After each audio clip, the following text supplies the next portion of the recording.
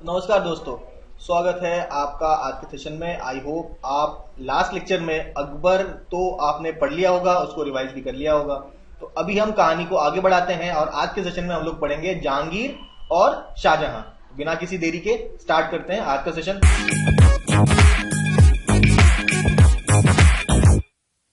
तो भाई जहांगीर का जो टेन्योर था वो 1605 से लेके 1627 एडी तक का था। ठीक है, तो एक्चुअली में हुआ क्या, जहांगीर से पहले तो अकबर था।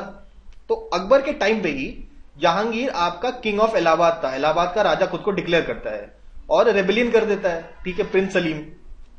और भाई रेबेलियन करता है और इसका एक दोस्त था वीर सिंह बुंदेला इसका दोस्त हुआ करता था। ठीक है, बुंदेलखंड का राजा।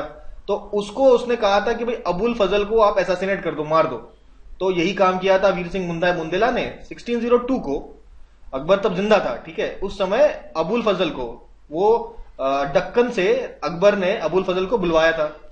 तो अबुल फजल आते समय रास्ते में ही वीर सिंह बुंदेला ने उसको मार दिया था। ठीक है, और फाइनली 1605 में आपका अकबर मर जाता है और जहांगीर खुद को राजा बना लेता है। ठीक है, और जहांगीर के टाइम में काफी सारे रेबिलियन होते हैं, चाहे वो सिसोदिया का रेबिलियन हो, अहमदनगर, अहोम, असम और सिखों का रेबिलियन हो। ये सारे रेबिलियन आपको फेस करना पड़ता है जहांगीर को। ठीक है, और सबसे पहला रेबिलियन जो था वो तो अपने बेटे का ही था, खुर्रम एक्चुअली में काफी कैरिज्मेटिक प्रिंस हुआ करता था, जहांगीर का बेटा हुआ करता था। और जनता ये चाहती थी, यहां तक अकबर भी ये चाहता था कि खुर्रम को राजा बनाया जाए, पर ये ऑब्वियसली जहांगीर नहीं चाहता था। तो सबसे पहला काम ये करता है, खुर्रम के रिवोल्ट को क्रश करता है जहांगीर। ठीक है, और इसके बाद आपको जहांगीर के टाइम में नूरजहां इसकी वाइफ थी। ठीक है, 1611 में इसने नूरजहां से शादी की थी। और उसके बाद से हम देखेंगे नूरजहां का आपका जो दबदबा है एडमिनिस्ट्रेशन के ऊपर वो काफी ज्यादा होता है। इसके बारे में भी चर्चा करेंगे। ठीक है, तो स्टार्ट करते हैं जहांगीर को अच्छे से पढ़ना। ठीक है, जहांगीर का जन्म हो गया था 30 अगस्त 1569 को जन्म हो गया था जहांगीर का। ठीक है, और ये अकबर के मरते समय इसको कोई जैसे रेबेलियन अपने भाइयों से तो कोई दिक्कत नहीं हुई, क्योंकि कोई भी सर्वाइविंग चाइल्ड ऑफ अकबर उस समय जिंदा था ही नहीं। ठीक है, केवल जहांगीर का लड़का खुर्रम ही जिंदा था। ठीक है, तो अब देखिए, अभी बात करते हैं अकबर जहांगीर को बुलाया करता था सलीम, ठीक है, या शेखो बाबा बुलाया करता था अकबर। ठीक है, और 1605 में अकबर जब मरता है तो बिना किसी देरी के ये कोरोनेशन अपना करवा लेता है। कोई ओथ नहीं, कोई सरमन नहीं, अपने हाथों से ही अपना क्राउन पहनता है। ठीक है, तो बड़े जल्दबाजी में अपना कोरोनेशन करा लेता है। क्यों? ठीक है, क्योंकि उसको खतरा था किससे? अपने ही बेटे से, खुर्रम से। ठीक है, और 13 नवंबर 1605 को आगरा फोर्ट में ये अपना ताजपोशी करता है और नाम लेता है मोहम्मद जहांगीर बादशाह गाजी या नूरुद्दीन मोहम्मद सलीम जहांगीर। ठीक है, इसकी माताश्री वही है जोधाबाई कह लीजिए, हरखा बाई कह लीजिए, मरियम उज जमानी कह लीजिए, बात एक ही है। अच्छा, अब इसके जो गुरु थे, एजुकेशन था, अब्दुल रहीम खाना ने इसको सिखाया था टर्किश पढ़ना, और शेख अब्दुल नबी ने इसको पर्शियन सिखाया था। तो टर्किश यानी कि अपनी मातृभाषा ये थी टर्किश, वो सिखाया था अब्दुल रहीम ने। और पर्शियन जो कि कोर्ट लैंग्वेज थी, ये किसने सिखाया? शेख अब्दुल नबी ने। तो ये भाई इनके गुरुओं की बात हो गई। अब देखिए आगे बढ़ते हैं, तो अब बात करते हैं शादियों की। तो भाई सबसे पहले शादी होती है मानबाई से। मानबाई कौन थी? भगवान दास बेसिकली आमेर के भारमल के बेटे थे भगवान दास के बेटे का नाम था मान सिंह और भगवान दास की बेटी का नाम था मानबाई। तो मानबाई से 1585 में शादी होती है किसकी? शादी होती है जहांगीर की। ठीक है, और इन दोनों का बेटा होता है खुसरो। ठीक है, इन दोनों का बेटा होता है खुसरो। ये आपकी मानबाई सिस्टर ऑफ मानसिंह है। मानसिंह कौन थे? भगवान दास के बेटे, बेटी का नाम था मानबाई। तो खुसरो यहां पैदा होते हैं मानबाई से। और 1586 में जगत गोसाई से शादी होती है जहांगीर की। जगत गोसाई आपके राजा उदय सिंह की बेटी थी, जिससे पैदा होता है खुर्रम यानी कि शाहजहां, अगला जो एम्पर बनने वाला था। ठीक है, और रिवोल्ट क्या किससे होता है? खुसरो। तो दो शादियों के बारे में बात की। वैसे देखा जाए जहांगीर के बहुत सारी शादियां हुई थी, मतलब इतनी सारी शादियां हुई थी कि उसके ऊपर एक लेक्चर बनाया जा सकता है। ठीक है, तो लेकिन दो इंपॉर्टेंट है ये यहाँ पे आप डिस्कस कर रहे हैं। ठीक है, जहांगीर का पास टाइम ही था शादी करना, हर साल कम से कम एक शादी वो करता था। ठीक है, तो इतनी सारी शादियों की बात तो हम कर नहीं सकते, तो दो शादियों की बात यहाँ पे हम कर रहे हैं। ठीक है, अब देखिए 1611 की बात यहां पे करते हैं। अब यहां पे बात करेंगे हम लोग मेवाड़ की।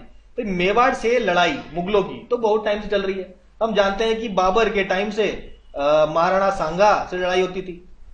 फिर बाबर के अकबर आया, अकबर के टाइम पे महाराणा सांगा के बेटे आपके उदय सिंह से लड़ाई हुई।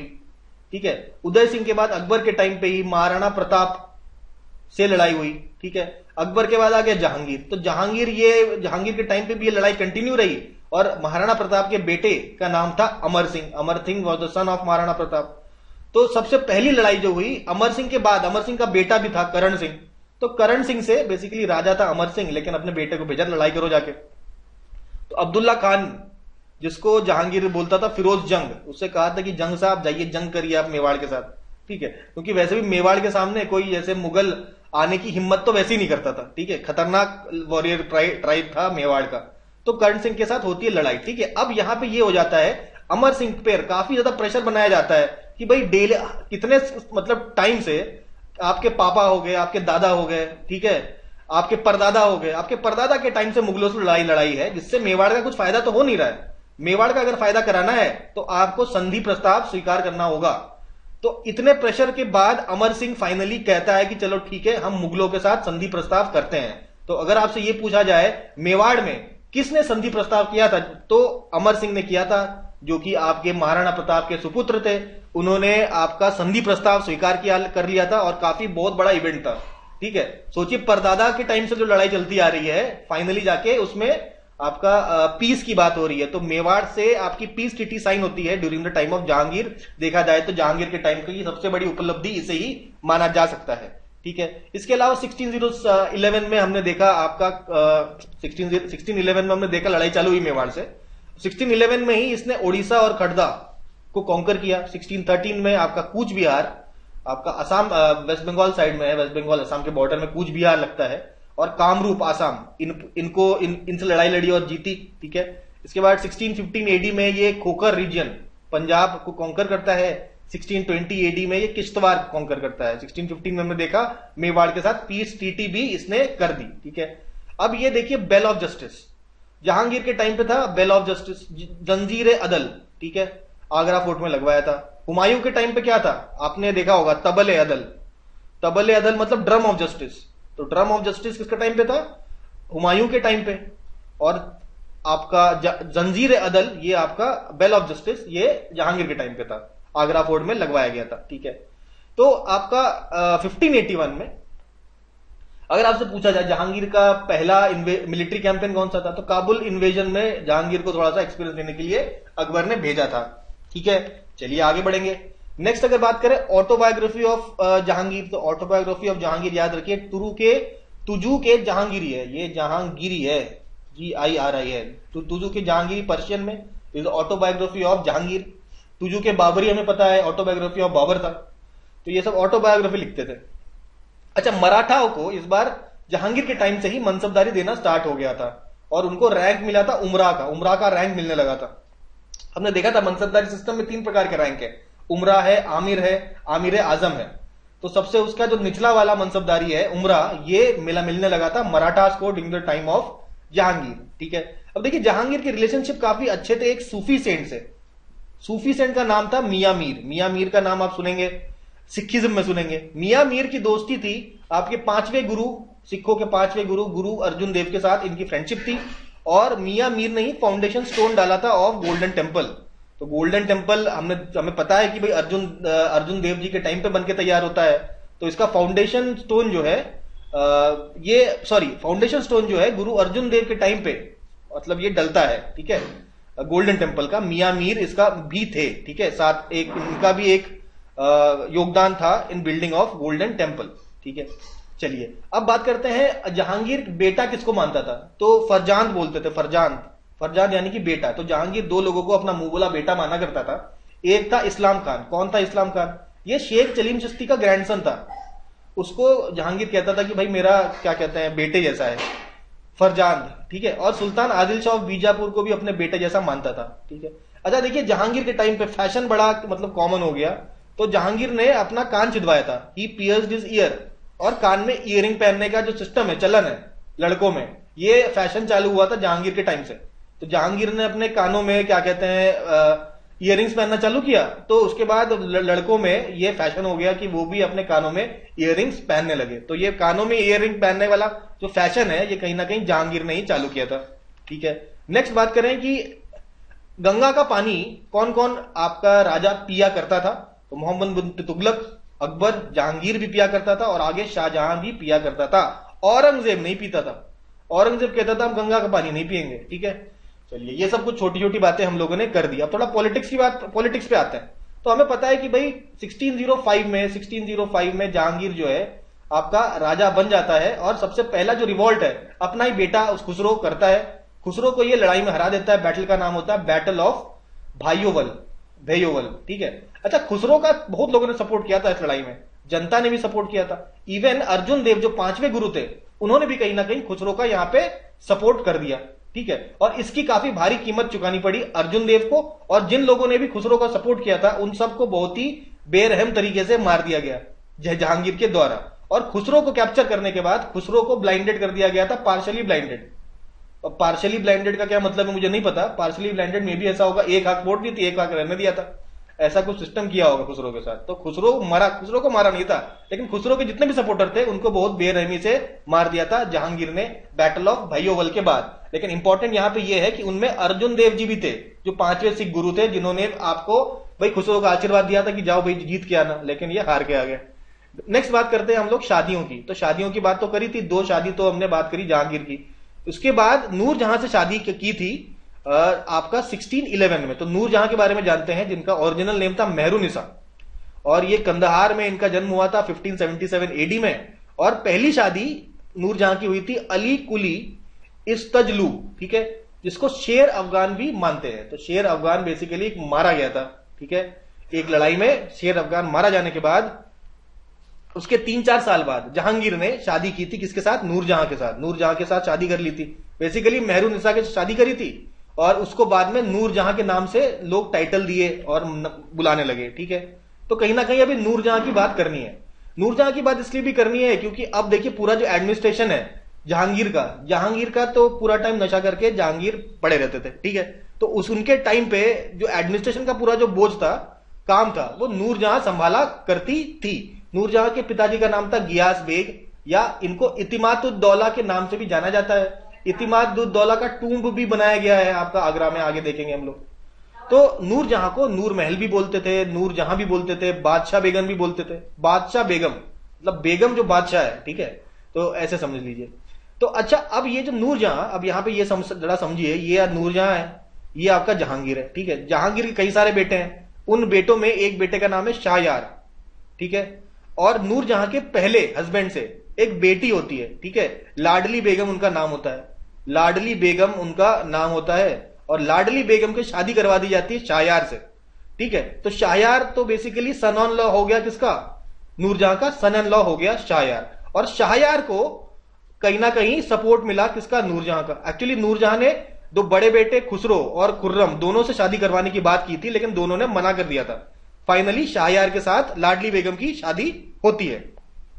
अच्छा, ये तो सबसे लास्ट की बात हो गई। नूरजहां का जो पूरा टर्म था, यानी कि जहांगीर का पूरा टेन्योर था राजगद्दी का, उसके एंड में ये मतलब शादी होती है शाहयार के साथ। उससे पहले देखिए नूरजहां के काफी अच्छे रिलेशनशिप थे किसके साथ? खुर्रम के साथ, यानी कि शाहजहां के साथ। जो बेसिकली नूरजहां जो पूरा एडमिनिस्ट्रेशन चलाती थी, 4 लोगों की मदद से चलाया करती थी। एक तो खुद नूरजहां, एक उसके पिताजी इतिमाद-उद-दौला, एक उसका भाई आसफ खान, और एक खुर्रम खुद शाहजहां। बाद में हम देखते हैं कि जो खुर्रम है आपका रेबल कर देता है नूरजहां के साथ, और नूरजहां के साथ रिलेशनशिप थोड़े खराब हो जाते हैं खुर्रम के। ठीक है, यानी कि शाहजहां के, और वो रेबेलियन कर देता है। ठीक है, तो लेकिन रेबेलियन से पहले आपका ये जो 4 लोग हैं, इनका मेन रोल होता है आपका जहांगीर के एडमिनिस्ट्रेशन में। ठीक है, याद रखिए इन 4 का रोल काफी ज्यादा इंपॉर्टेंट हो जाता है। चलिए आगे बात करते हैं कुछ पॉलिसीज की ऑफ जहांगीर। तो अब इस कहानी पे दोबारा आएंगे हम लोग, दोबारा आएंगे जब हम लोग शाहजहां की कोरोनेशन के बारे में बात करेंगे। अभी हमने नूरजहां पढ़ना है ना, तो नूरजहां इतना क्लियर हो गया। चलिए अब बात करते हैं कुछ पॉलिसीज की। तो यहां जहांगीर ने पॉलिसी स्टार्ट की 2 अस्पा और सी अस्पा। ठीक है, 2 अस्पा यानी कि एक सोल्जर जो होगा वो 2 घोड़े संभालेगा, उसको काम दिया गया भाई 2 घोड़ों को संभालिए आप। और सी अस्पा का मतलब यह है कि वो 3 घोड़ों को संभालेगा, एक सोल्जर के पास 3 घोड़े होंगे। अब ये 2 घोड़े 3 घोड़े का सिस्टम इसलिए होता है क्योंकि जब आप बड़े बड़े, आप ऐसा होता है ना कि आप दिल्ली में बैठ रहे हैं और नीचे साउथ में आप कैंपेन करने जा रहे हैं, तो घोड़ों से तो जाओगे, तो ये होता है एक घोड़े पे प्रेशर ना हो, भाई एक घोड़े पे बैठा कुछ समय के लिए, दूसरा घोड़ा तब तक बिना किसी सवारी के दौड़ रहा है, उसके बाद जब ये पहला वाला थक गया तो आप दूसरे घोड़े पे बैठ गए, तो इससे क्या होता है आपका स्पीड ऑफ ट्रेवल जो है काफी ज्यादा इंक्रीज हो जाता था। तो इसलिए जहांगीर ने 2 अस्पा और सी अस्पा ये 2 पॉलिसी लाया। ठीक है, तो आपका सवार का रैंक जो भी होगा, लेकिन अगर आप 2 अस्पा में हैं तो आप क्या करेंगे, 2 घोड़ों संभालेंगे। ठीक है, तो ऐसा सिस्टम है। ऑब्वियसली जब अगर आप सी आसपा सोल्जर है, सी आसपा के अंदर आपको 3 घोड़े संभालने हैं, तो आपकी सैलरी भी थोड़ी सी बढ़ा दी जाएगी। तो इस प्रकार की पॉलिसी स्टार्ट की थी किसने, जहांगीर ने। ठीक है, चलिए अब कुछ और ऐसी बातें हम समझते हैं। जहांगीर जो है मान सिंह को बुलाया करता था ओल्ड वुल्फ। ठीक है, और जहांगीर ने अबुल फजल को मरवा दिया था वीर सिंह बुंदेला के हाथों। ठीक है, तो बेसिकली ऑर्डर दिया था जहांगीर ने, मारा था वीर सिंह बुंदेला ने अबुल फजल को। बेसिकली अबुल फजल अकबर का बेस्ट फ्रेंड था। ठीक है, उसी को मरवा दिया था किसने, जहांगीर ने, वीर सिंह बुंदेला के हाथों। अब एक प्रकार का कॉइन काफी इंपॉर्टेंट है, निसार। निसार कॉइन किसने इंट्रोड्यूस किया था आपसे अगर पूछा जाए तो पढ़ता हूं जहांगीर ने, लेकिन इसका जवाब जहांगीर नहीं है, शाहजहां ने इंट्रोड्यूस किया था कॉइन निसार। तो नेक्स्ट बात करते हैं हम आगे। अच्छा, पेंटिंग वेंटिंग का बहुत ज्यादा शौक हुआ करता था जहांगीर को, तो उसने पेंटर्स का एक पूरा टोली बना के रखा था। ठीक है, अबुल हसन, उस्ताद मंसूर, फारूक बेग, विशन दास, अकारीजा, मनोहर, मोहम्मद मुराद, मोहम्मद नासिर, दौलत, गोवर्धन, ऐसे कई सारे पेंटर्स को वो आपका हायर किया करता था। पेंटिंग्स बनाने का बड़ा शौक था। ठीक है, तो अबुल हसन जो पेंटर था, 2 पेंटर का नाम तो आप भूल ही नहीं सकते। एक है अबुल हसन, मेन पेंटर जो था, ये इंसान का पेंटिंग बनाता था, इन पर्सन पेंटिंग। ठीक है, तो भाई इसको टाइटल दिया था जहांगीर ने नादिर उल जमा। ठीक है, नादिर उल जमा। ठीक है, तो इसको याद करिए, इन पर्सन पेंटिंग बनाया करता था अबुल हसन। उसके बाद उस्ताद मंसूर। उस्ताद मंसूर इंसानों की पेंटिंग कम बनाता था, चिड़ियाओं की ज्यादा बनाता था, तो इसलिए इसको ऑर्निथोलॉजिस्ट पेंटर भी बोलते थे, मतलब चिड़ियाओं की ज्यादा बनाता था। तो इसको नादिर उल अस्त्रा बुलाया गया, नादिर उल अस्त्रा। ठीक है, बाकी तो आप नाम देख ही रहे हैं, ये दोनों इंपॉर्टेंट है तो हमने बता दिया। आगे बात करते हैं, अब थोड़ा दोबारा पॉलिटिक्स पे आते हैं। देखिए आपके जो खुर्रम साहब हैं, शाहजहां साहब, ये पहले तो नूरजहां की जनता, यानी कि वो जो 4 लोगों की जो टोली थी उसे नूरजहां जनता भी बोलते थे, तो उसका मेंबर हुआ करता था। अब अच्छी खासी दोस्ती हुआ करती थी। उसके बाद ऐसा हुआ खुर्रम और नूरजहां के बीच में थोड़ा सा प्रॉब्लम होना चालू हुआ जब से खुर्रम ने अपनी बेटी लाडली बेगम की शादी करा दी थी शाहयार से। शाहयार से इसने अपनी बेटी की शादी कराने के बाद खुर्रम के साथ थोड़ा सा अनबन होना चालू हो गया था। ठीक है, तो उसके बाद खुर्रम क्या होता है, नूरजहां की जनता से बाहर आ जाता है। 1622 से 1627 में आपका ये होता है, खुर्रम आपका नूरजहां जनता का पार्ट नहीं होता है, और ये तो डायरेक्टली रिवोल्ट कर देता है जहांगीर से। ठीक है, जहांगीर से रिवोल्ट कर देता है ये आपका खुर्रम। ठीक है, तो देखिए नूरजहां ने अपने पिताजी का टूम बनवाया था, कहां पे, इतिमाद-उद-दौला का टूम, ये आपका कहां है, आगरा में है। First Mughal architecture entirely of marble, पहली बार पूरा मार्बल से आपका एक टूम बनाया गया था। अब शाहजहां बड़ा इंप्रेस हो जाता है, अरे मार्बल से बहुत बढ़िया टूम बनाया था, तो इसने ताजमहल बना दिया फिर। ठीक है, कुल मिला के एंटायरली ऑफ मार्बल सबसे पहला मुगल आर्किटेक्चर कौन था, इतिमाद-उद-दौला का जो टूम आगरा में बनाया गया था, that is the first Mughal architecture entirely of marble. ठीक है, इसके अलावा 2 तो टूम कहां पे, बाबर का टूम काबुल, जहांगीर का टूम लाहौर, ये तो भूलना ही नहीं है, इसके सवाल बहुत बार पूछता है तो बार बार आपको बता भी रहा हूं। तो लाहौर में शाहदरा में जहांगीर का टूम है, और काबुल में बाबर का टूम है। ठीक है, ये आप फोटो में क्या देख रहे हैं, ये इतिमाद-उद-दौला का टूम आप यहां पे पिक्चर में देख पा रहे होंगे। आगे बढ़ेंगे। ठीक है, आर्किटेक्चर की बात हो ही रही है तो हम लोग वीर सिंह बुंदेला को कैसे भूल जाएं। तो वीर सिंह बुंदेला ने दातिया में आपका गोविंद पैलेस बनाया था। गोविंद पैलेस आप देख सकते हैं, 17 स्टोरी का है, स्टोन से बना हुआ है। ये 1614 में बनाया था आपका मध्य प्रदेश में, ऑब्वियसली मध्य प्रदेश में ही बनाएगा। राजा वीर सिंह देव ने गोविंद पैलेस बनाया है, कहां पे, दातिया में, याद रखिएगा, स्टोन से बना हुआ 17 स्टोरी का आपका ये इमारत है। ठीक है, गोविंद पैलेस। नेक्स्ट बात करते हैं, अभी जहांगीर के टाइम पे कई ब्रिटिशर्स लोग काफी आते थे, तो ये इंपॉर्टेंट समझना है कि जहांगीर और शाहजहां के टाइम पे कौन कौन से ट्रैवलर्स आए हैं, कौन कौन से ट्रैवलर्स जहांगीर के टाइम पे आए, कौन कौन से ट्रैवलर्स आपके शाहजहां के टाइम पे आए। ठीक है, तो ये हमें देखना होगा। तो इसमें सबसे पहला आता है विलियम हॉकिंग्स। विलियम हॉकिंग्स आपको आता है और जहांगीर के कोर्ट में किंग जेम्स सेंड करता है हॉकिंस को कि जाइए थोड़ा दोस्ती वोस्ती बढ़ाइए, इंडिया में हमें फोर्ट वगैरह लगाना है, फैक्ट्री वगैरह लगाना है, उसकी परमिशन लीजिए। तो भाई विलियम हॉकिंस आता है और बड़ा खुश होता है जहांगीर से मिलके, इसको 400 का मनसब भी दे देता है और इसको एक लेडी ऑफ अर्मेनिया से शादी भी करवा देता है, ठीक है, और बुलाता है इंग्लिश खान, खूब इज्जत मिलती है, लेकिन परमिशन वगैरह नहीं देता, ठीक है। ये पहला इंग्लिश एम्बेसडर था जो कि आपका इंडिया आया था। चलिए, विलियम हॉकिंस 3-4 साल रहता है, उसके बाद 3 साल रहता है 1608 से 1611। उसके बाद ये कहता है कि भाई ठीक है, इज्जत तो फुल मिल रही है लेकिन परमिशन नहीं मिल रहा फैक्ट्री का, दुखी होकर चला जाता है, ठीक है। उसके बाद सेकंड डेलीगेशन भेजा जाता है थॉमस रो सूरत में आता है 1615 में।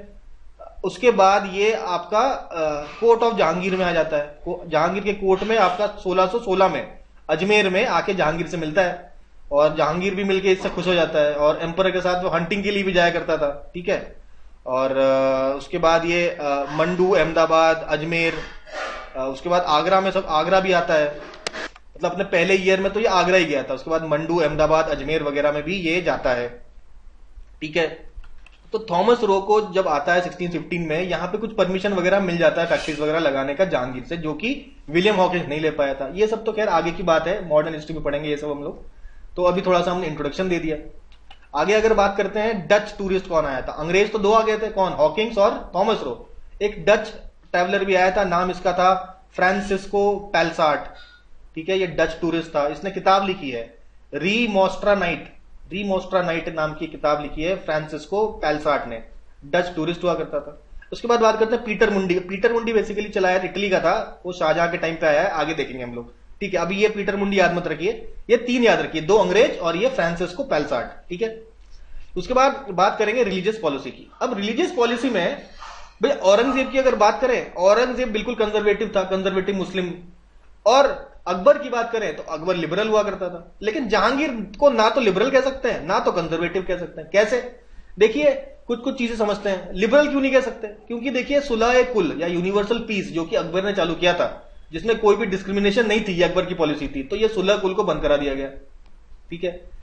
और इसलिए हम कह सकते हैं कि भाई लिबरल नहीं था। और क्या रीजन है भाई नॉन लिबरल होने के, तो उलेमा जो थे, उलेमा को खुश करने के लिए ये थोड़ा सा दिखाता था कि भाई हम नॉन लिबरल है, ठीक है। जैसे कि कांगड़ा का जो एक्सपीडिशन था उसको जिहाद बोला गया, जिहाद मतलब इस्लामिक जिहाद, ठीक है, तो बोला गया, तो इसके लिए कंजर्वेटिव नहीं बोल सकते, सॉरी लिबरल नहीं बोल सकते, है ना। इसके अलावा इसने अवतार, आइडल वर्शिप, इसको रिजेक्ट किया। जैन टेम्पल्स गुजरात के बंद करवा दिए और शेख अहमद सिरिंदी को अपोज भी किया करता था। खैर ये थोड़ा सा अलग हो गया, लेकिन ये इसमें ये मान लीजिए शेख अहमद सिरिंदी को अपोज किया करता था, ठीक है, क्योंकि शेख अहमद सिरिंदी को ये सब उलेमा लोग पसंद नहीं करते थे, तो उसके अगेंस्ट में बात किया करता था, ठीक है। मोनोथीज्म को फॉलो करता था, ठीक है। तो ये सब शो करता है कि भाई नॉन लिबरल है, यानी कि लिबरल नहीं था, ठीक है ये, लेकिन पूरी तरीके से कंजर्वेटिव भी नहीं था। ये भी काफी आपको देखने को मिलता है, जैसे कि फोर्स कन्वर्जन, ये थोड़ा कंजर्वेशन लिख दिया, एनवायरमेंट में चले गए, फोर्स्ड कन्वर्जन्स, ठीक है। फोर्स कन्वर्जन्स को इसने कहा कि भाई कन्वर्ट नहीं करना जबरदस्ती, ऐसा आय ने जहांगीरी किताब में लिखा है, ठीक है। हिंदू फेस्टिवल सेलिब्रेट किया करता था कोर्ट में, ठीक है, कई सारे राजपूत रूलर्स कोर्ट में आते थे, तो भाई दिवाली सेलिब्रेट हो रही है, राखी हो रही है, होली सेलिब्रेट हो रही है, शिवरात्रि सेलिब्रेट हो रही है, दशहरा सेलिब्रेट हो रही है, तो हिंदू फेस्टिवल्स काफी ज्यादा सेलिब्रेट किया करता था। तो ये क्या प्रूफ करता है, ये पूरी तरीके से कंजर्वेटिव भी नहीं था, थोड़ा लिबरल एटीट्यूड का भी था। इसके अलावा सूरदास को शेल्टर किसने दिया, जहांगीर ने दिया। नवरोज फेस्टिवल चालू किया, काउ स्लॉटर पे बैन लगाया पंजाब में, ठीक है। और ये टेम्पल्स और ब्राह्मण्स को डोनेशन दिया करता था, गिफ्ट दिया करता था, ठीक है। इसके अलावा जज ऑफ हिंदूज, एक हिंदू जज श्रीकांत को अपॉइंट किया था। पंडित राज का टाइटल किसको दिया था, जगन्नाथ पंडित को, ठीक है। तो ये सारे जो रीजंस है, इससे हमें ये समझ में आता है कि जहांगीर को पूरी तरीके से कंजर्वेटिव भी नहीं बोल सकते और पूरी तरीके से लिबरल भी नहीं बोल सकते। तो ये बात होगी जहांगीर की। नेक्स्ट हम लोग बात करते हैं रिवोल्ट्स। अब देखिए रिवोल्ट्स की बात करते हैं। शुरुआती रिवोल्ट अपने बेटे से हुआ, यानी कि खुसरो ने किया। खुसरो को बोला जाता था सेंट सोल। अकबर का भी खुसरो काफी फेवरेट हुआ करता था, लेकिन फिर ये होता है कि ये क्रश कर देता है इस रिवोल्ट को और आगरा फोर्ट में हाउस अरेस्ट में रखता है खुसरो को, ठीक है। तो और शाहजहां को कस्टडी मिल जाती है खुसरो को 1620 में, और शाहजहां फिर खुसरो को मरवा देता है बुरहानपुर में मार्च 1622 में, ठीक है। भाई कोई थ्रेट नहीं होना चाहिए शाहजहां का जो थ्रू गद्दी का एक तो भाई उत्तराधिकारी खुसरो ही था। अकबर के टाइम से खुसरो की चर्चा हो रही है कि ये गद्दी पे बैठेगा, गद्दी पे बैठेगा, लेकिन बेचारा गद्दी पे बैठ नहीं पाया। इन द एंड मरवा दिया गया 1622 को अपने ही भाई के हाथों। तो अब देखिए 1606 में जहांगीर जब अपने ही बेटे के अगेंस्ट लड़ाई लड़ रहा था तो जहांगीर ने एक बात कही थी, kingship knows neither a son nor a son in law, it does not consider anyone their own. ठीक है, तो भाई अगर आप राजा बने हैं तो अपने रिश्तेदारों को आपको भूल जाना पड़ेगा। ठीक है, आपको राजा का रोल अच्छे से निभाना है, ये कहने का मतलब था जहांगीर का। चलिए, इसकी ये तो पहला हो गया। इसके अलावा देखिए आपका जहांगीर तो नहीं, 1599 तो उस्मान खान बंगाल में रिवोल्ट किया था। ठीक है, मान सिंह ने आके सब्सट्रेस किया था, तो आखिरी अफगान बोलते हैं उस्मान खान को। इसके अलावा मूसा खान 1612 में जहांगीर के टाइम पे बंगाल में रिवोल्ट, बंगाल में बहुत सारा रिवोल्ट होता था हमेशा से। ठीक है, तो 12 बुइया रिवोल्ट बोलते हैं इसको, तो ये सब भी सप्रेस कर दिया जाता है। उसके बाद क्या होता है, जहांगीर जब खुद राजा बना था तो अकबर के अगेंस्ट खुद रिवोल्ट करके राजा बना था। अब देखिए कर्मा ने यहां पे दोबारा आता है और सेम कर्मा मिल जाता है किसको, शाहजहां को, तो सॉरी जहांगीर को। जहांगीर का अपना बेटा शाहजहां यानी कि खुर्रम रिबेल कर देता है। ठीक है, और एक्चुअली में हुआ क्या था, कहानी को समझते हैं। तो कांधार पे अटैक हो जाता है, कांधार पे अटैक हो जाता है तो नूरजहां जहांगीर को बोलती है कि अरे भाई भेजो अपने बेटे खुर्रम को अब रिवोल्ट को क्रश करने के लिए। तो खुर्रम को बोलता है जहांगीर की जाओ क्रश करो, खुर्रम मना कर देता है, कहता है हम नहीं जाएंगे, कांधार वांधार कौन जाए, और रिवोल्ट कर देता है, कहता है हमारी गद्दी खतरे में, हम कांधार को क्या बचाएं, हम पहले गद्दी ले लेते हैं। तो ये सब करने के चक्कर में कांधार हाथ से छूट जाता है। ठीक है, शाहजहां के टाइम पे। खैर वापस आता है 1622 में, कांधार जाने से मना कर देता है और कर देता है रिवोल्ट। उस रिवोल्ट को क्रश करने के लिए महाबत खान को भेजा जाता है जहांगीर के द्वारा 1623 में, और ये फिर शाहजहां को और मलिक अंबार को, महाबत खान हरा देता है शाहजहां को और मलिक अंबार जो कि अहमदनगर का रूलर हुआ करता था। मलिक अंबार ने भी शाहजहां को सपोर्ट किया था। तो लड़ाई में हारने के बाद शाहजहां भाग के बुरहानपुर पहुंच जाता है। ठीक है, तो ये जो महाबत खान के साथ लड़ाई थी इसको बैटल ऑफ बिलोचपुर भी बोलते हैं। बैटल ऑफ बिलोचपुर, आगरा के पास है बिलोचपुर, यहां पे होती है लड़ाई महाबत खान की, और शाहजहां मलिक अंबार साथ में लड़ते हैं।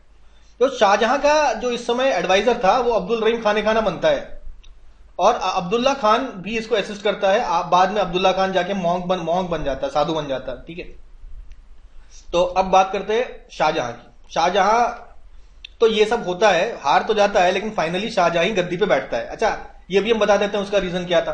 अभी देखिए बात हो रही है नूरजहां की और शाहजहां की। ठीक है, अब जहांगीर मर जाता है, जहांगीर मरने के बाद अब पावर किसके हाथ में हो, भाई नूरजहां का कौस को सपोर्ट करता है, शाहयार को। शाहयार क्योंकि नूरजहां का वो था सन इन लॉ, तो शाहयार को नूरजहां सपोर्ट करता है। और शाहजहां और यहां पे बात हो रही है शाहयार के बीच में लड़ाई होनी है। तो नूरजहां का जो भाई है आसफ खान जो है, अब नूरजहां शाहयार को गद्दी पे बैठा चुकी थी, लेकिन आप ये समझ लीजिए आसफ खान ने फिर गद्दारी कर दी और नूरजहां को बंदी बना लिया और सपोर्ट कर दिया शाहजहां को। अब शाहजहां लड़ाई में फिर जीत जाता है, जीतने के बाद शाहयार को भी मरवा देता है और राजगद्दी पे बैठ जाता है। आसफ खान क्योंकि नूरजहां को गद्दारी कर देता है नूरजहां के अगेंस्ट, इस चक्कर में शाहजहां बन गया राजा, अदरवाइज शाहयार ही बनना था। चलिए आगे आते हैं। अब शाहजहां बन चुका है, अब शाहजहां की कहानी को हम लोग समझेंगे आगे। तो देखिए ओरिजिनल नेम जो था शाहजहां का क्या था, शहाबुद्दीन, और शाहजहां के माता जी का नाम था जगत गोसाई, जैसे कि हम जानते हैं। ठीक है, खुर्रम की मदर है जगत गोसाई, और खुसरो की मदर कौन थी, मानबाई। ठीक है, जन्म होता है 15 जून 1592 लाहौर में जन्म होता है जहांगीर का। जहांगीर को 15 जन्म होता है शाहजहां का, यानी कि खुर्रम का। ठीक है, खुर्रम को शाहजहां बोला किसने था, तो जहांगीर ने शाहजहां बोल दिया था इसको, बहुत खुश हो गया था जब ये आपका खुर्रम मेवाड़ और अहमदनगर को जीतता है, कॉन्कर करता है 16 अक्टूबर 1617 को। तो जहांगीर खुश होके अपने बेटे को बोलता है शाहजहां हो भाई तुम। उसके बाद फिर जब रिवोल्ट कर देता है तो उसको बेदौलत भी बोल देता है, अनफॉर्चुनेट। ठीक है, at the last time of Jahangir जब मरने वाला था तब तो रिवोल्ट कर दिया था ना शाहजहां ने, तो उसको बेदौलत बोला था जहांगीर ने उस समय, यानी कि अनफॉर्चुनेट। इसके अलावा शाहजहां को विश्व विजेता, विश्व भेदी किरण, ये सारे इनके टाइटल हैं शाहजहां के, और खुद को इस्लाम का रक्षक बोलता था शाहजहां। ठीक है, और खुर्रम नाम किसने दिया था, तो खुर्रम नाम अकबर ने दिया था इसको। खुर्रम नाम जो था शाहजहां को अकबर ने दिया था। ठीक है भाई, कोरोनेशन हो जाता 1628 में शाहजहां का, और एक बड़ा सा नाम रख लेते हैं, नाम रख लेते हैं अब्दुल मुजफ्फर शिहाबुद्दीन मोहम्मद साहिब किरण साई। ठीक है, ठीक है, ये नाम हमने बोल दिया आपको, आपने सुन लिया। ठीक है, अब आगे बढ़ते हैं। टीचर की बात करते हैं तो दो टीचर थे शाहजहां के, मुल्ला कासिम बेग तिब्रिजी और हाकिम अली गिलानी, ये मेडिसिन के जानकार हुआ करते थे। तो ये टीचर थे किसके, शाहजहां या खुर्रम के। ठीक है, खुर्रम की जो वाइफ का नाम था अंजुमन बानो बेगम थी। अब ये कहानी समझते हैं। अभी जो नूरजहां थी, नूरजहां का भाई आसफ खान, जिसने बेसिकली नूरजहां से गद्दारी की और सपोर्ट कर दिया खुर्रम को और राजा बना दिया। आसफ खान की बेटी ही थी अंजुमन बानो बेगम, जिससे शादी की। इनको मुमताज महल, मलिक के जमानी, ये सब भी बोलते हैं, और इसी की याद में ताजमहल भी बना था। ठीक है, तो ये कहानी हमने समझी। अच्छा, अब बेटों की बात कर ले। शाहजहां के 4 बेटे थे। सबसे बड़ा बेटा दारोशिक्को, जो था फेवरेट शाहजहां का। फिर शाह शुजा सेकंड बेटा, थर्ड बेटा औरंगजेब, फोर्थ बेटा मुराद बख्श। ठीक है, तो ये उसके 4 बेटे और वाइफ। चलिए आगे बढ़ेंगे। अब देखिए रिवोल्ट्स हो रहे हैं शाहजहां के टाइम पे। शाहजहां के टाइम पे काफी सारे रिवोल्ट्स होते हैं, और हमको ये भी समझना है शाहजहां, जहांगीर के टाइम पे भी जितने भी बड़े बड़े जो बैटल्स हैं, ये वो शाहजहां ही जीत के लाता था। ठीक है, शाहजहां ही सबसे केपेबल लड़का था जहांगीर का। चलिए अब देखिए रिवोल्ट्स की बात करते हैं। सबसे पहला खान जहान लोदी, जिसको पीर खान भी बोलते हैं। अब ये एक प्रकार का अफगान मनसबदार था। इसको ख्वाजा अबुल हसन ने हरा दिया था 1628 में। आते ही भाई रिवोल्ट मिल गया जिसको, शाहजहां को। अगला रिवोल्ट करता है जूजर सिंह बुंदेला। जूजर सिंह बुंदेला ये जो है बेसिकली बीर सिंह बुंदेला, जो इसके पिताजी का बेस्ट फ्रेंड था, ठीक है, शाहजहां का दुश्मन हो गया। तो जूजर सिंह बुंदेला ने आपका रिवोल्ट कर लिया था। बेसिकली ओरछा के रूलर्स होते हैं ये सारे। अकबर के टाइम पे मधुकर शाह था, मधुकर शाह थे। मधुकर शाह बहुत बड़े कृष्ण भक्त भी थे। आप देखिए भक्ति में इनका काफी बड़ा रोल माना जाता है। मधुकर शाह के बेटे का नाम था बीर सिंह बुंदेला, जो कि हम जानते हैं कि अबुल फजल को मारा था। तो अबुल फजल को मारने की वजह से काफी पैसे मिले थे बीर सिंह बुंदेला को। उससे इसने केशव देव राय टेम्पल बना दिया था मथुरा में। फिर आता है इसका बेटा जूजर सिंह बुंदेला। जूजर सिंह बुंदेला ने रिवोल्ट किया, औरंगजेब को भेजा गया। औरंगजेब यानी कि इस समय तो राजा नहीं था औरंगजेब, बेटा था ना शाहजहां का। उसने अपने बेटे इस औरंगजेब को भेजा कि बोलो भाई सप्रेस करके लाओ। तो जूजर सिंह बुंदेला को सप्रेस किया था औरंगजेब ने। आगे बढ़ेंगे। इसके अलावा चंपा तरई, चंपा तरई महोबा का राजा था। शाहजहां ने इसके साथ दोस्ती यारी कर ली कि चलो भाई, मतलब ठीक है, कुछ आपकी बात सही, कुछ हमारी बात सही। ठीक है, इसके बाद इसका बेटा छत्रसाल ने औरंगजेब के अगेंस्ट रिवोल्ट किया था। ठीक है, तो ये बात हो गई। इसके अलावा अब्दुल हमीद लाहौरी की अगर बात माने तो पोर्चुगीज को कासिम अली खान, शाहजहां ने भेजा था कासिम अली खान को, मुगल सूबेदार था वहां का, और उसने पोर्चुगीज को हराया था और हुगली को जो है अपने कैप्चर में ले लिया था। किसने? कासिम अली खान ने। तो ये कुछ बात हो गई। मालवा की बात करें, मालवा में भील भगीरथ ने रिवोल्ट किया था। छोटा नागपुर रीजन में राजा प्रताप ने रिवोल्ट किया था। नूरपुर में आपके जगत सिंह ने रिवोल्ट किया था। ठीक है, तो अभी यहां पे रखते हैं। ठीक है, देखिए अब ये जो भील भागीरथ है, खाटा खेड़ी का भील भगीरथ, इसको नसीरी खान ने, जो कि मालवा का सूबेदार था, सप्रेस किया। फिर छोटा नागपुर का रिवोल्ट, जगत सिंह को भी सप्रेस किया गया। आपका छोटा नागपुर के राजा प्रताप को भी सप्रेस किया गया। ठीक है, जो जगत सिंह बेसिकली राजा वसु के लड़के थे, और बाद में शाहजहां ने माफ कर दिया था जगत सिंह को। फिर आते हैं छठे गुरु। भाई 5वें गुरु को जहांगीर ने मार दिया था, और छठे गुरु को आपके शाहजहां ने कैप्चर कर लिया था। हरगोबिंद जी को कैप्चर किया था और प्रिजनर बना के रखा गया था कुछ समय के लिए ग्वालियर में। ठीक है, इसके अलावा आपका जसरूप माथिया ने अटेम्प्ट टू असैसिनेशन किया था। किसके ऊपर? शाहजहां के ऊपर, जसरूप माठिया। फिर बात करते हैं आर्किटेक्चर। अब जैसे हम बात करते हैं जहांगीर के टाइम पे पेंटर्स का बोलबाला था, ठीक है, शाहजहां के टाइम पे आर्किटेक्चर का बोलबाला था। बहुत सारे बिल्डिंग्स बनवाए गए थे शाहजहां के टाइम पे। शाहजहां की आर्किटेक्चर की बात हो और ताजमहल का नाम ना लिया जाए, ऐसा तो हो नहीं सकता। तो ये देखिए, ये ताजमहल है, फोटो में आप देख सकते हैं। तो इसलिए तो आप ऐसी फोटो लगा दिया, देखा तो आपने, हो गई। तो इंडियन, ईरानियन और सेंट्रल एशियन आर्किटेक्चर का बहुत बड़ा नमूना है ताजमहल। इसके अलावा लाहौर तक एक कैनाल बनवाया, रानी कैनाल नाम से, और फार्मर्स के लिए काफी काम किया था शाहजहां ने। इसके अलावा फिरोज शाह तुगलक ने बनवाया था नहर ए शाह बनवाया था। तो इस नहर ए शाह को थोड़ा रिपेयर वगैरह कराया किसने? अली मर्दन खान ने। किसके टाइम पे? शाहजहां के टाइम पे। और नामकरण बदल दिया, कहा कि भाई हमने रिपेयर कराया अब हमारा नाम चलेगा, तो नहर ए बहिश्त नाम रख दिया। किसका? नहर ए शाह से बदल के नाम रख दिया नहर ए बहिश्त। आगे बात करते हैं। अब देखिए ये सब जामा मस्जिद बनवाया, दिल्ली का जामा मस्जिद। फिर दीवाने खास दीवाने आम बनवाया, ठीक है। उसके बाद मोती मस्जिद बनवाया, ठीक है। एक्चुअली दीवाने आम दीवाने खास हर फोर्ट में बना हुआ है, रेड फोर्ट में भी है, आगरा फोर्ट में भी है। तो भाई रेड फोर्ट का ये जो दीवाने आम दीवाने खास ये बनवाया शाहजहां ने, ठीक है। मोती मस्जिद बनवाया। फिर बात करते हैं शीश महल। लाहौर फोर्ट में आपका यहाँ पे शीश महल बना हुआ है ऐसे। इसके अलावा खास महल और नगीना मस्जिद, ये आपका खास महल है, ये आपका नगीना मस्जिद है, ये आगरा फोर्ट में बनाया हुआ है, ठीक है। फिर देखिए मुसलमान बुर्ज, ये देख सकते हैं ये वाला फोटो आप, ये रेड फोर्ट में बना हुआ है मुसलमान बुर्ज, ठीक है। अच्छा, रेड फोर्ट बनवाया था किसने? शाहजहां ने बनवाया था। इसके वेस्टर्न गेट को लाहौर दरवाजा और साउथ गेट को दिल्ली दरवाजा बोला जाता है।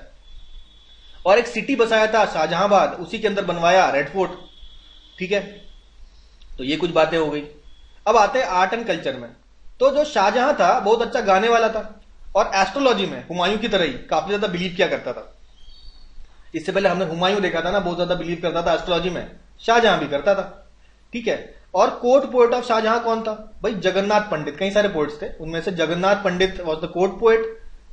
इनको गंगाधर या गंगा लहरी भी बुलाया जाता है शाहजहां के टाइम पे। और शाहजहां का टाइम को golden age of Mughal period भी बोला जाता है, क्योंकि आर्ट लिटरेचर एजुकेशन में काफी ज्यादा काम होता है, ठीक है। लिटरेचर में तो पर्शियन लैंग्वेज दो पार्ट में टूट जाती है। देखा जाए कि एक Indian style of Persian language, एक Iranian style of Persian language तो था ही। तो Indian style of Persian language Abul Fazal ने स्टार्ट किया था। बाद में इसी लैंग्वेज में काम किया अब्दुल हमीद लाहौरी ने, मोहम्मद वारिस ने, और भी कई सारे लोगों ने। इसके अलावा कई सारे स्कॉलर्स आपके शाहजहां के टाइम पे थे, जैसे कि कवींद्र आचार्य सरस्वती हिंदी और संस्कृत के बहुत बड़े ज्ञाता थे बनारस के। इसके अलावा बात की जाए तो पर्शियन में बहुत सारी किताबें ट्रांसलेट हुई।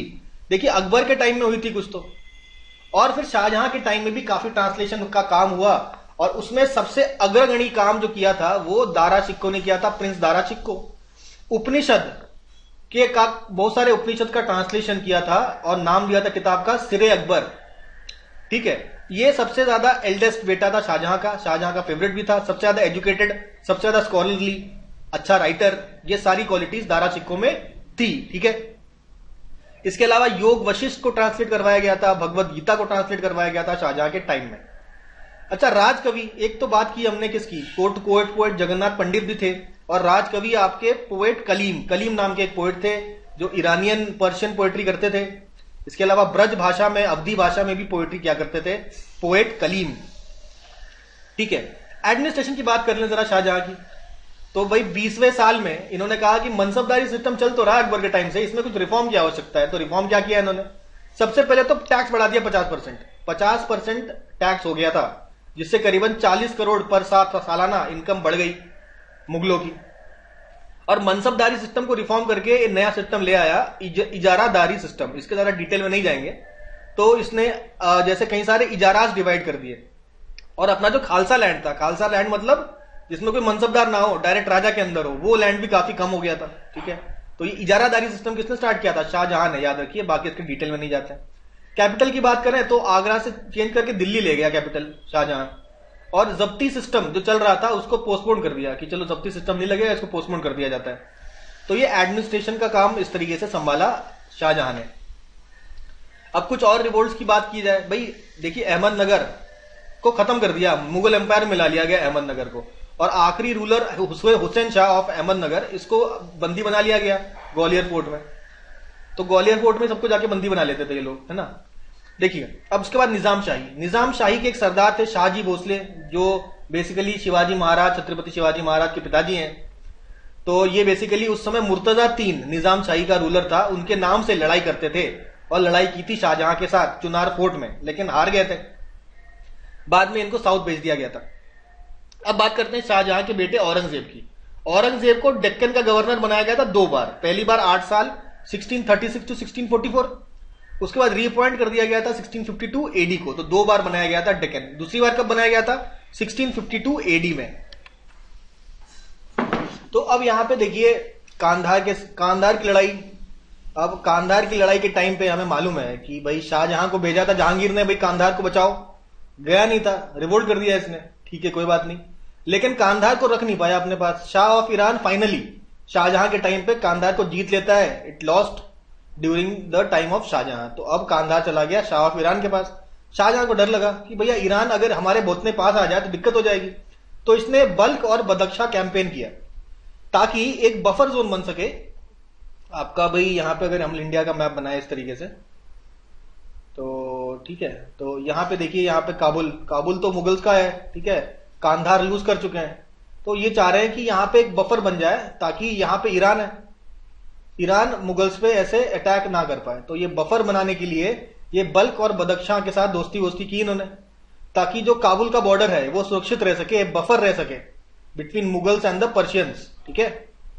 तो ये बात हो गई। अब यहां पे सारी बातें खत्म हो गई। एक छोटी सी बात जो रह गई थी वो ये थी कि भाई जहांगीर और शाहजहां के बीच में लड़ाई हुई थी। शाहजहां ने रिवोल्ट कर दिया था।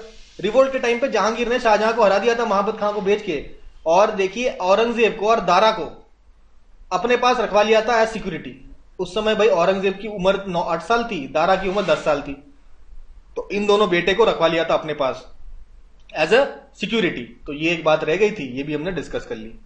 और देखिए जहांगीर का जो हिस्ट्री है उसमें देखिए खुर्रम का काफी इंपॉर्टेंस है। तो डॉक्टर बनारसी दास प्रसाद सक्सेना, ये एक हिस्टोरियन है, इनके अकॉर्डिंग हिस्ट्री ऑफ जहांगीर कहता है history of Jahangir is the history of victories of Khurram.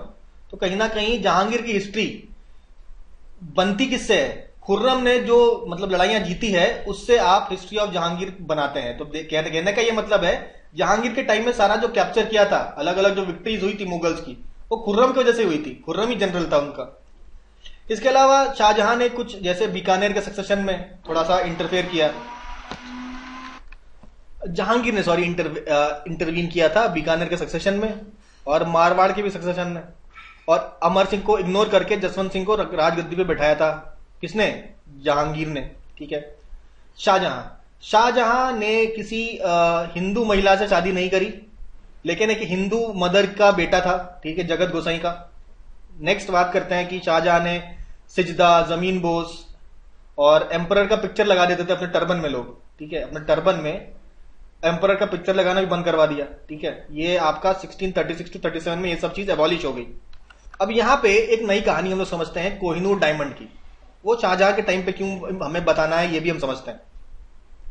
देखिए कोहिनूर डायमंड, जैसा कि हम यहाँ पे पिक्चर में देख रहे हैं, ये जो म्यूजियम में लगी हुई है ये आर्टिफिशियल वाली है वैसे तो ये वाली डायमंड है कोहिनूर डायमंड। इसे माउंटेन ऑफ लाइट है इसका मतलब क्या होता है? Mountain of light.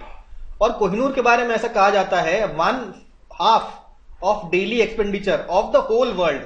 ये ऐसी कीमत है, एक दिन दुनिया का जितना भी एक्सपेंडिचर होता है उसका 50% लग जाएगा कोहिनूर को खरीदने के लिए, ठीक है। लेकिन कोहिनूर को किसने आज तक खरीदा नहीं, कोहिनूर को केवल जीता गया है, ऐसा कहा जाता है कोहिनूर के बारे में।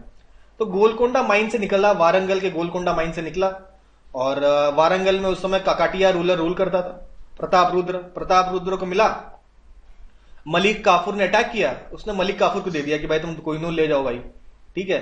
तो मलिक काफूर ले जाता है, अपने मालिक को देता है अलाउद्दीन खिलजी को, अलाउद्दीन खिलजी अपने बेटे मुबारक खिलजी को देता है। तो ऐसे खिलजी डायनेस्टी में सबसे पहले आता है, आफ्टर काकाटिया डायनेस्टी के बाद खिलजी डायनेस्टी में आता है। उसके बाद दोबारा इमर्ज करता है जब हुमायूं ये आपका ग्वालियर में जीतता है, अटैक करता है, तो ग्वालियर के जो राजा है विक्रमजीत, उनके पास कहीं ना कहीं कोहिनूर पहुंच जाता है। अब यहां कैसे पहुंचा ये नहीं पता, ठीक है। तो विक्रमजीत ग्वालियर का जो है ये कोहिनूर डायमंड हुमायूं को देता है, हुमायूं गिफ्ट करता है बाबर को, बाबर अपने बेटे को लौटा देता है हुमायूं के पास।